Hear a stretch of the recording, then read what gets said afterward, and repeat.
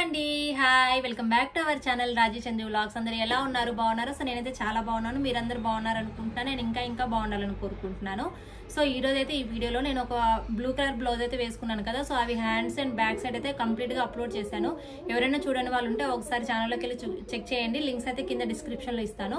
So ఇప్పుడైతే దానికి ఎల్బోకి వచ్చేసి నేను హ్యాంగింగ్స్ అయితే చేశాను అనమాట. సో ఇలాగ చేశాను. సో చాలా బ్యూటిఫుల్ గా వచ్చాయి అనమాట. సో చూడండి ఎంత బ్యూటిఫుల్ గా ఉన్నాయో. సో ఇలాగా మిగిలిన పోయిన పర్ల్స్ తో ఇలాగైతే చేశాను అనమాట. సో చాలా బ్యూటిఫుల్ గా వచ్చింది. సో ఈ వీడియోలో ఇవి ఎలాగా చేసుకోవాలి ఏంటి అనేది చూసేద్దాము. సో ఈ వీడియోలోకి వెళ్ళిపోవడం చిన్న రిక్వెస్ట్ ని, మన ఛానల్ ఎవరైనా కొత్తగా చూసినట్లయితే ఛానల్ ని లైక్ చేయండి, షేర్ చేయండి, అలాగే సబ్స్క్రైబ్ చేసుకోండి. సబ్స్క్రైబ్ చేసుకుని పక్కన ఉన్న బెల్ సింబల్ మీరు యాక్టివేట్ చేసుకోవడం వల్ల నేను చేసే వీడియోస్ అన్ని మీకు నోటిఫికేషన్ రూపంలో వస్తాయి. సో ఈ బ్లౌజ్ హ్యాంగింగ్స్ చేసుకోవడానికి ఫస్ట్ నేనైతే ఇలాగా డ్రాప్ షేప్ కుందన్స్ అయితే యూజ్ చేస్తున్నాను అనమాట. సో ఇవి నేను అంతకుముందు pink colour blouse cut work blouse ఒకటి చేశాను, దానికి యూజ్ చేశాను.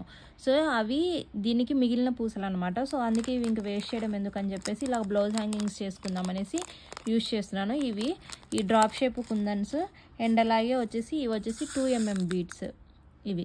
సో ఇవి రెండు యూజ్ చేసి ఇప్పుడైతే నేను బ్లౌజ్ హ్యాంగింగ్స్ అయితే అంటే ఎల్బో హ్యాంగింగ్స్ అయితే చేయబోతున్నాను. సో దానికోసం ముందుగా నేను కాటన్ థ్రెడ్ని అయితే తీసుకున్నాను. సో దీన్ని కూడా వచ్చేసి నేను 2 స్ట్రాండ్స్గా తీసుకున్నాను. సో కావాలి అంటే 4 స్ట్రాండ్స్గా కూడా తీసుకోవచ్చు. నేను 2 స్ట్రాండ్స్గా తీసుకున్నాను. సో తీసుకున్న తర్వాత బ్లౌజ్ బ్యాక్ సైడ్కి టర్న్ చేసుకోవాలి. సో బ్యాక్ సైడ్కి టర్న్ చేసుకున్న తర్వాత సో ఏదైనా ఒక ఎడ్జ్ నుంచి స్టార్ట్ చేస్తున్నాను. సో ఇక్కడ కొంచెం ఎండింగ్ ఎడ్జ్కి కొంచెం క్లాత్ ఇలాగా తీసుకొని ఈ నీడిల్కి నేను ఫస్ట్ వచ్చేసి 2mm బీడ్స్ అయితే ఇన్సర్ట్ చేసుకుంటున్నాను. ఇలాగ 2mm బీడ్స్ ఇన్సర్ట్ చేసుకున్న తర్వాత ఇక్కడికి వచ్చేసి ఒక డ్రాప్ షేప్ బీడ్ ఇన్సర్ట్ చేసుకోవాలి ఇలాగా. దాని తర్వాత అగైన్ మళ్ళీ ఒక 2mm బీడ్ ఇలా ఇన్సర్ట్ చేసుకున్నాను. సో 3 ఇది 1 ఇది 1 అగైన్. సో ఇలాగా చేసుకున్న తర్వాతకి దీన్ని ఇక్కడ స్టార్టింగ్కి మనం థ్రెడ్ స్టార్టింగ్కి వచ్చేలాగా చూసుకొని ఈ ఫస్ట్ బీడ్ని అయితే లాస్ట్ మనం ఇన్సర్ట్ చేసుకున్న బీడ్ని అయితే తీసేసుకొని పక్కకి తీసేసుకొని ఈ రిమైనింగ్ బీడ్స్లో నుంచి పర్ల్స్లో నుంచి థ్రెడ్ని అయితే ఇలాగా బ్యాక్ సైడ్కి తీసుకుంటున్నాను. సో ఇలా బ్యాక్ సైడ్కి తీసుకొని ఇది ఇలాగా టైట్ చేసుకోవాలి. ఇన్ కేస్ లూజ్ వస్తే మనకి ఈ బీడ్ని ఇక్కడ పట్టుకుంటే ఈ లాస్ట్లో యాడ్ చేసిన పర్ల్ని ఇక్కడ పట్టుకుంటే మనకి ఇది టైట్ అయిపోతుంది. సో ఇలా టైట్ అయిన తర్వాత ఇక్కడైతే నేను ఒక నాట్ వేసుకుంటున్నాను. సో ఇలా కొంచెం మనం ఎక్కడైతే థ్రెడ్ని తీసుకున్నామో ఫస్ట్లో ఇన్సర్ట్ చేసుకున్నామో అక్కడే నీడిల్ని మనం ఇన్సర్ట్ చేసి ఇలాగ ఒక 2 నాట్స్ వేసుకుంటే ఇంకా ఇది మనకి కదులుతుంది అనేది టెన్షన్ ఏమి ఉండదు అనమాట. ఇది మంచిగా ఫిక్స్ అయిపోతుంది ఇలాగా. సో చేసుకున్న తర్వాత మళ్ళీ అగైన్ నేను పక్కనే తీసుకుంటున్నాను, అంటే జస్ట్ ఒక 2 పాయింట్స్ అంత డిస్టెన్స్లో మళ్ళీ తీసుకుంటున్నాను. ఇదిగోండి ఇంతే. ఇలా కొంచెం తీసుకొని క్లాత్లో నుంచి తీసుకుంటున్నాను నీడిల్ని. తీసుకున్న తర్వాతకి మళ్ళీ ఈ నీడిల్ని ఇలాగ తీసుకొని మళ్ళీ అగైన్ సేమ్ 2 ఇవి వచ్చేసి 3 బీడ్స్ 2mm బీడ్స్ వచ్చేసి 3 1 2 3 అగైన్ ఇప్పుడు వచ్చేసి డ్రాప్ షేప్ బీడ్ వచ్చేసి ఒకటి యాడ్ చేసుకుంటున్నాను. అగైన్ మళ్ళీ ఇది 1. సో ఇలా యాడ్ చేసుకుంటూ వెళ్ళిపోవడమే. మళ్ళీ అగైన్ దీన్ని వెనక్కి అనేసి ఇవి మూడిట్లో నుంచి రిటర్న్ తీసుకోవాలి థ్రెడ్ని. మనం ఈ ఫస్ట్ బీడ్లోంచి కూడా తీసేస్తే ఈ పర్ల్స్ అన్ని మళ్ళీ బయటకు వచ్చేస్తాయి. అందుకే ఫస్ట్ దాన్ని మనం అక్కడ లాక్ చేస్తున్నట్టుగా ఇక్కడ మనం ఫస్ట్ వదిలేయాలన్నమాట. సో ఇప్పుడు మళ్ళీ ఇలాగా వచ్చాయి. ఇలా వచ్చిన తర్వాత మళ్ళీ అగైన్ ఇక్కడ ఇలాగ 2 నాట్స్ వేసుకోవాలి. సో ఇలాగ మనము ట్యాబ్లెట్ బీడ్స్ అలాంటి మొనాలిసా బీడ్స్ అవన్నీ కూడా స్టిచ్ చేసుకోవచ్చు. కాకపోతే ఏంటంటే ఆ బీడ్కి ఉన్న లెంత్ని బట్టి మనం డిస్టెన్స్ అనేవి తీసుకోవాలి.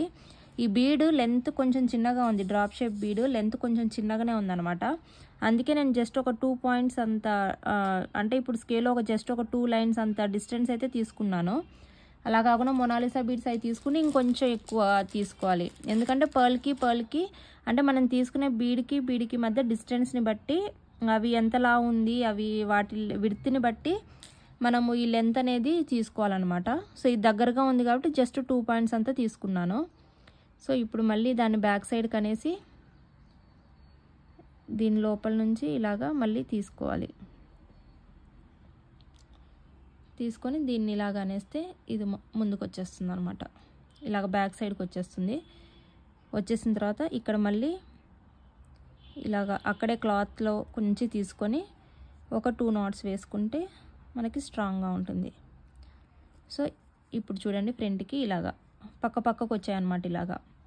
సో నేను ఎక్కువ గ్యాప్ ఉంచట్లేదు. సో అంతకుముందు ఒక బ్లౌజ్కి నేను ఒక 1 meter, హాఫ్ మీటర్ అంత గ్యాప్ ఉంచుకొని చేశాను. బట్ నాకు అంత లుక్ అనిపించలేదు.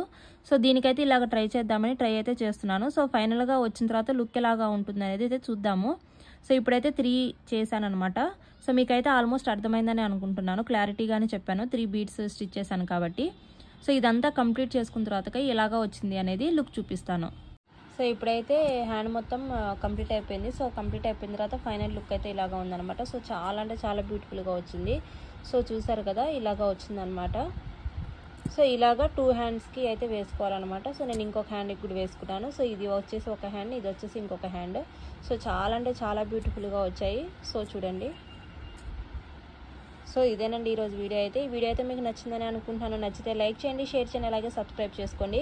సబ్స్క్రైబ్ చేసుకుని పక్కన ఉన్న బెల్ సింబల్ మీరు యాక్టివేట్ చేసుకోవడం వల్ల నేను చేసే వీడియోస్ అన్ని మీకు నోటిఫికేషన్ రూపంలో వస్తాయి. ఇంకో మంచి వీడియోతో మళ్ళీ కలుద్దాం ఫ్రెండ్స్. అంతవరకు బాయ్ బాయ్. సబ్స్క్రైబ్ చేసుకోవచ్చు కదా.